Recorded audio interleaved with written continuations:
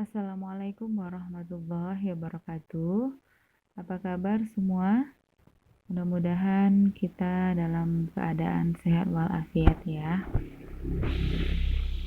Walaupun kita masih berada di situasi COVID-19, nah tapi mudah-mudahan kita semua tetap semangat, oke? Nah, pada pertemuan kali ini, pada pertemuan 5, dalam statistik pendidikan, kita akan membahas tentang distribusi frekuensi. Nah, tujuan dari pembelajaran ini adalah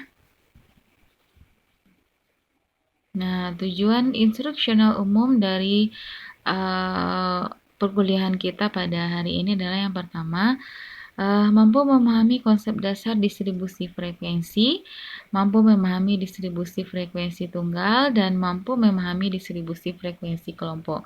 Jadi untuk pertemuan kali ini kita cukup bahas 1-3 saja dari konsep dasar distribusi frekuensi sampai distribusi frekuensi kelompok. Nah, kemudian kita lihat di sini tujuan instruksional khususnya mampu menjelaskan definisi distribusi frekuensi, mampu menguraikan bagian-bagian dalam tabel distribusi frekuensi, mampu mengurai jenis distribusi frekuensi, mampu menjelaskan perbedaan distribusi frekuensi, kategorikal dan numerikal. Nah, kemudian sampai nanti kita ke poin 8 ya. Nah, terakhir mampu membuat tabel distribusi frekuensi kelompok dan menginterpretasikannya. Oke, next. Nah, apa itu konsep dasar distribusi frekuensi? Ya, banyak sekali nih, kita kadang-kadang ada lihat tabel, ada diagram, atau distribusi. Kalau distribusi itu kita mendistribusikan sesuatu, itu ya pemahaman kita selama ini kalau di kehidupan kita sehari-hari. Nah, kita lihat ya.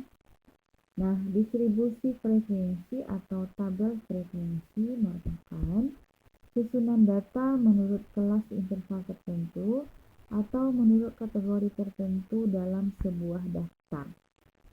Nah, jadi distribusi frekuensi itu disebut juga dengan tabel frekuensi ya. Kita menyusun data menurut kelas interval tertentu.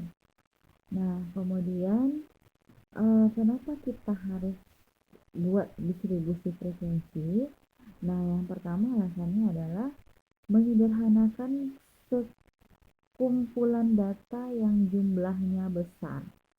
Nah, jadi kalau datanya sedikit mungkin bisa kita bikinnya kita bisa bikin manual aja gitu ya.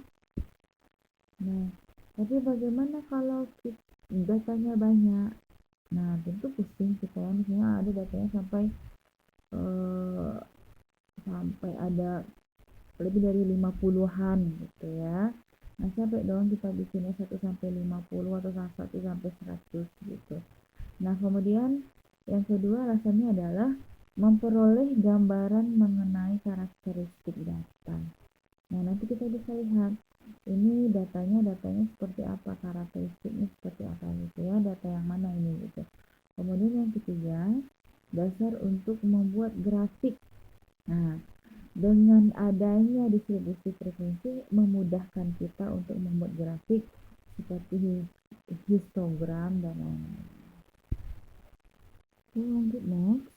Bagian-bagian distribusi frekuensi. Nah, ada yang namanya kelas, ada batas kelas, kemudian ada tepi kelas ya. Nah, kemudian ada titik tengah kelas, interval kelas, panjang atau lebar kelas, kemudian frekuensi kelas, atau ada yang namanya rentang atau jangkauan ya. Nah, nanti bisa dibaca di materi ini ya. Nah, nanti bisa dibaca di powerpointnya yang sudah disiapkan. Apa itu istilah-istilah yang ada dalam distribusi frekuensi dan kita wajib tahu dan wajib memahaminya. Nah, Kita lihat jenis distribusi frekuensi. Yang pertama, distribusi frekuensi biasa, yaitu eh, distribusi frekuensi yang berisikan jumlah frekuensi dari setiap kelompok data. Nah, itu terdiri dari distribusi frekuensi kategorikal. Ya, kita bisa lihat contohnya ya, kita ada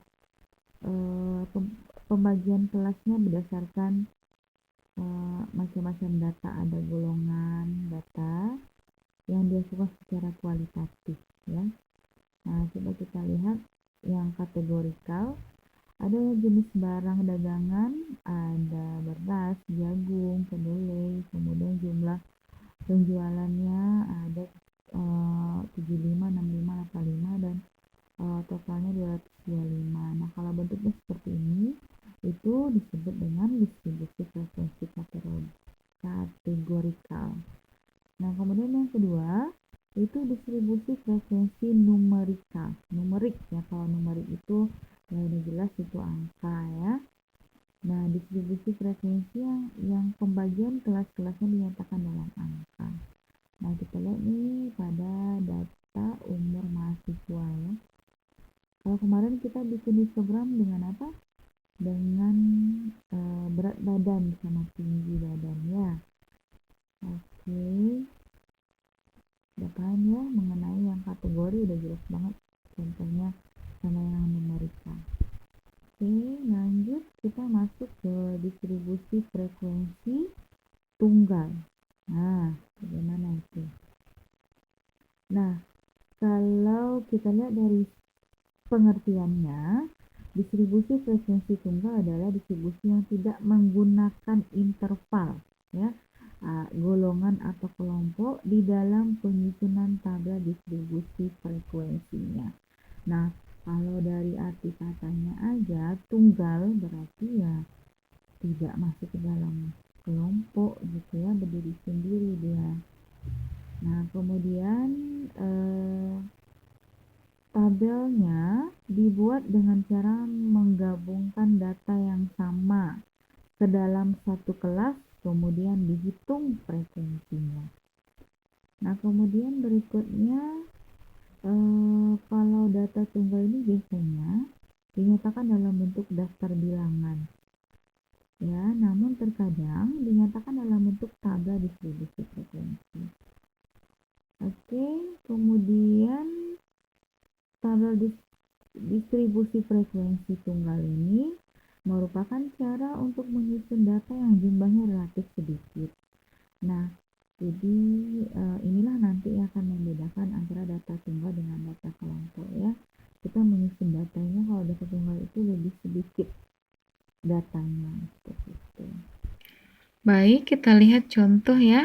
Nah, berikut ini data nilai tugas statistik 1 dari 40 mahasiswa, mulai dari 5, 4, 6 ya, sampai terakhir ada 7, ada 6. Nah, yang ditanyakan, buatlah tabel distribusi frekuensi tunggal dan interpretasikan. Nah, kita lihat ya. Yang pertama, langkah-langkahnya kita urutkan dulu sesuai dengan urutan besarnya nilai yang ada pada data. Nah, kita urutkan. Tujuannya agar rank data diketahui dan mempermudah penghitungan frekuensi tiap kelas. Urutkan data dulu dari mulai terkecil sampai terbesar. Nah, kenapa kita harus mengurutkan? Karena untuk memudahkan kita ya, untuk memudahkan kita nanti melihat. Nah, melihat frekuensinya, kemudian untuk mengurutkan datanya itu ya seperti biasa kita urutkan dari yang terkecil ke yang terbesar. Nah, kemudian yang kedua, menuliskan jumlah nilai data pada kolom tally. Nah, kita bikin 3 kolom seperti kolom yang di bawah.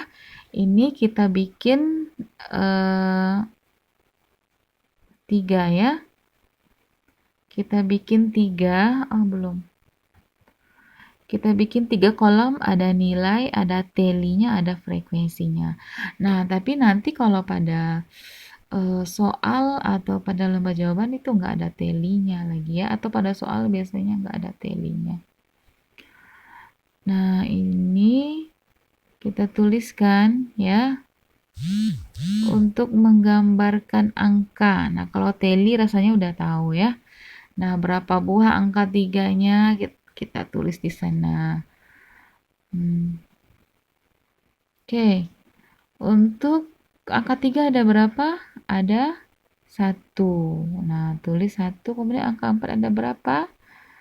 Ada 7 telinya, berarti frekuensinya ada 7. Banyaknya frekuensi itu adalah banyaknya angka 3, banyaknya angka 4, banyaknya angka 5. Nah, banyaknya data itu. Nah, itu namanya frekuensi.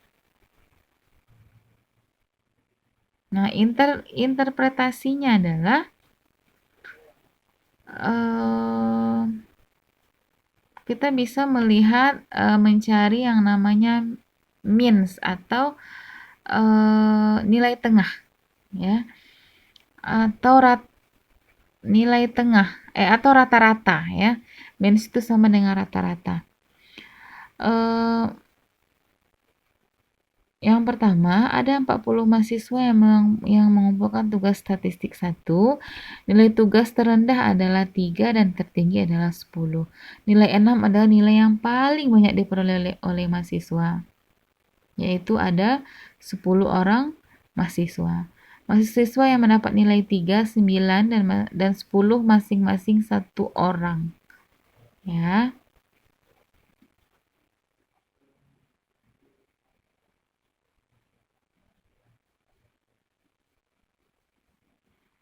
Dan kemudian nilai rata hitung atau min-nya mahasiswa adalah 6,1. Jadi mencari rata-rata gimana? Jumlah semuanya ya. Jumlah dibagi dengan frekuensi ya. Nah, jumlah nilai dikali dengan frekuensi dibagi dengan frekuensi. Ya, kita dapat 244 dibagi 40 sama dengan 6,1. Oke, itu ya untuk data tunggal.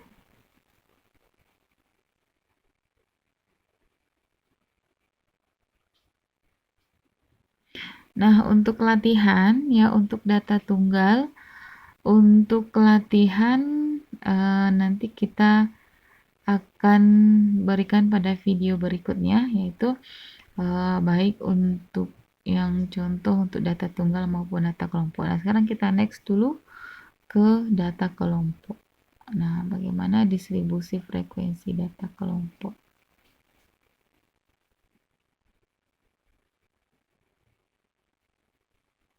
Oke. Nah, tabel distribusi frekuensi kelompok biasa digunakan untuk menyusun data yang memiliki kuantitas yang besar dengan mengelompokkan ke dalam interval-interval kelas yang sama panjang.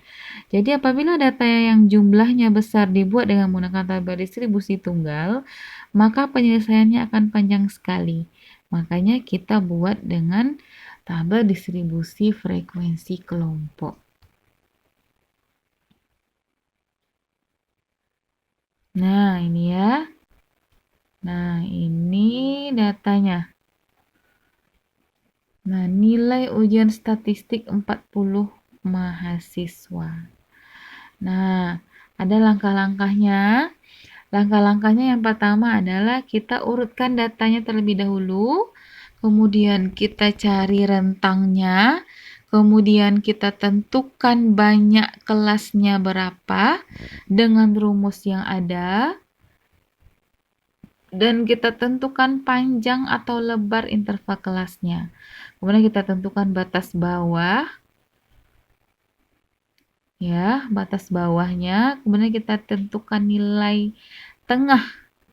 Nah, ketika udah dapat itu, barulah kita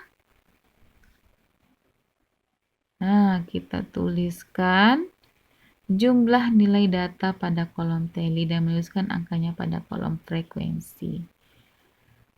Nah, gitu ya. Nah, untuk contohnya dan bagaimana dapatnya ini ya. Bagaimana dapatnya ini nanti kita share di video berikutnya. Oke. Demikian penjelasan pada kesempatan kali ini, dan untuk materi berikutnya dan mengenai contoh-contoh dari distribusi frekuensi tunggal dan kelompok. Nah, ditunggu pada video berikutnya. Oke, terima kasih. Semoga bermanfaat. Wassalamualaikum warahmatullahi wabarakatuh.